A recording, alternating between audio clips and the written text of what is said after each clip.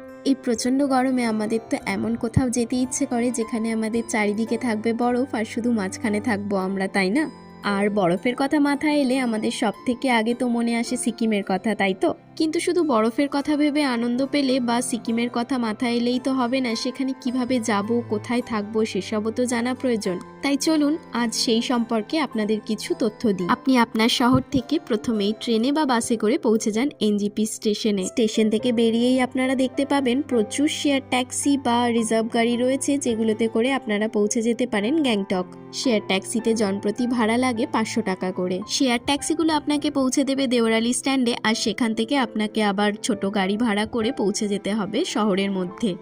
আর এই শহরের মধ্যেই একদম এমজি মার্গের কাছেই একটা খুব সুন্দর হোটেলের আজকে চলুন আপনাদের খোঁজ দিই। আমাদের হোটেলটার নাম ছিল চ্যাংলো চ্যান। একদম রাস্তার উপরেই হোটেল, গাড়ি একেবারেই হোটেলের গেটের সামনে দাঁড়িয়েছিল। আমরা যে চ্যাংলোচ্যাং হোটেল গ্যাংটকে এসে পৌঁছালাম। नमस्ते सर, मेरा नाम सचिन गुप्ता है, मैं इस होटल का मालिक हूँ।